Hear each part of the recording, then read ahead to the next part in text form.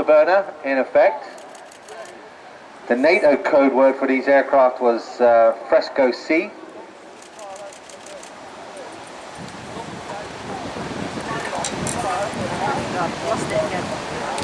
High, right at the sun.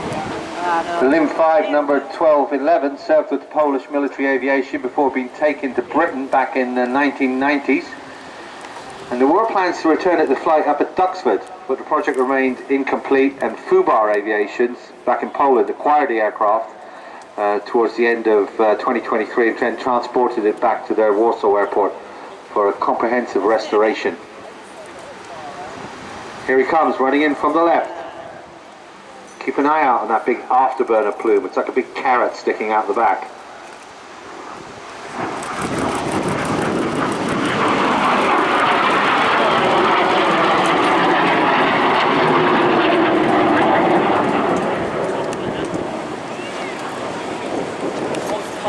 Beautiful sun bouncing off that silver machine. It's relatively new as well to the flying display. It's one of only few that it's done this year because its first post-restoration flight was in April of this year. Its first public appearance was at Airshow, only 3 days after that flight.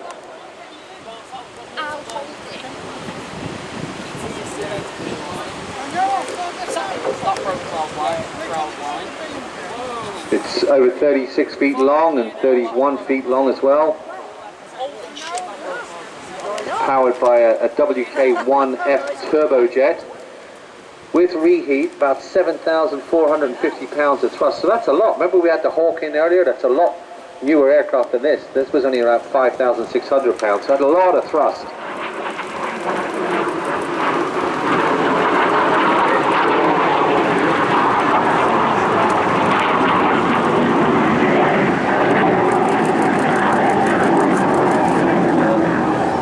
As you can see, no problem with climbing. Service ceilings up at 54,000 feet. Has a very decent maximum speed as well, 700 miles an hour.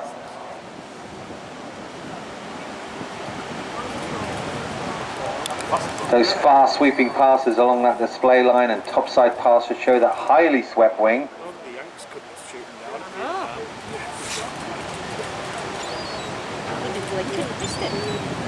And it does resemble the early MiG-15, but the MiG-17 was an extensive redesign. That fuselage was lengthened, its tail was altered, and that vertical fin beneath the rear fuselage installed as well. That ventral fin was a big aerodynamic addition.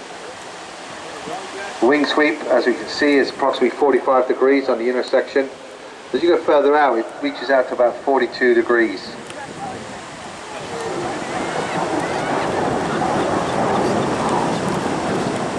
He's way up there. Introduce the afterburning engine on the MiG-17, and that's just basically dumping a load of fuel into the exhaust pipe. That gives you that bright red flame that we see coming out the back.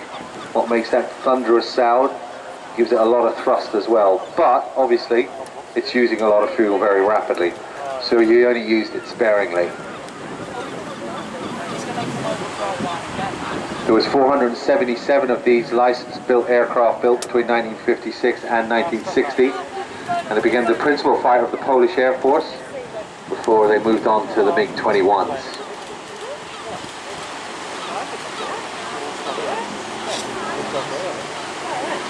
Full afterburn again, there's that carrot.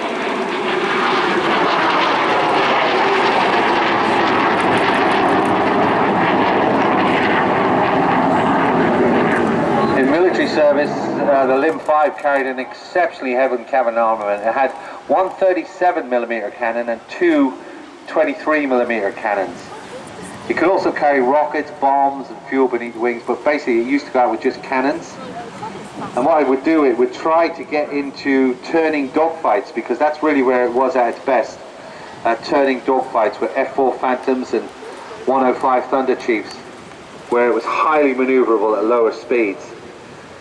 And used in North Vietnamese air forces. It was very effective. The Americans learned very quickly, do not get involved in a dogfight with this. So they would do what are called slashing attacks. They would go above it, just dive down and shoot at it, and then move away.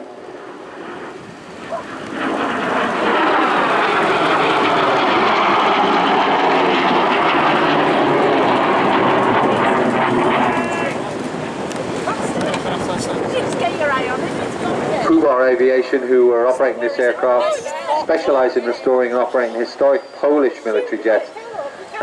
In their collection they do have a MiG-17. They have two Polish-built two-seat MiG-15 trainers and this MiG-17.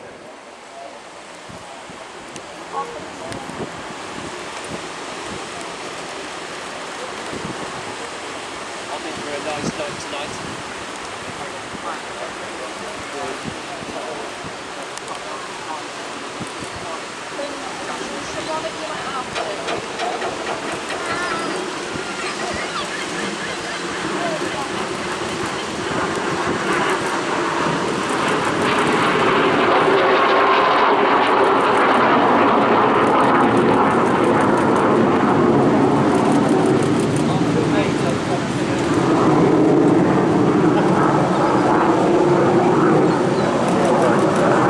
Love that outline over the sea.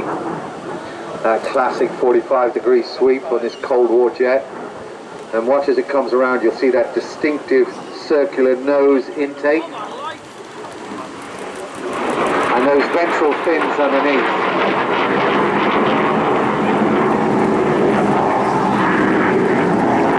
You can see how highly maneuverable it is at slow speed.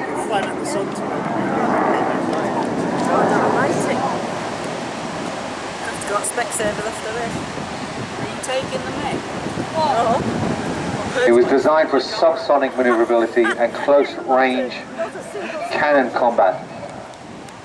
Yeah, they always get it every And you can see from this short display that we had today, the aircraft still maintains that.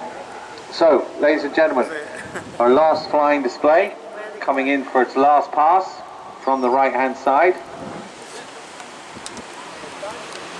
A unique aircraft, and we're very, very happy to see it here on the first day of the two-day flying display at Blackpool 2026.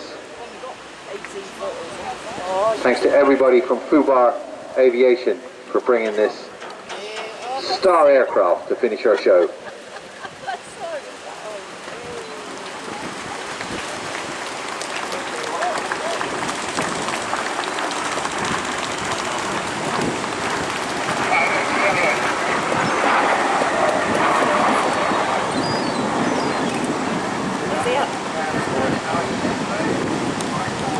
Wonderful end to the flying display, and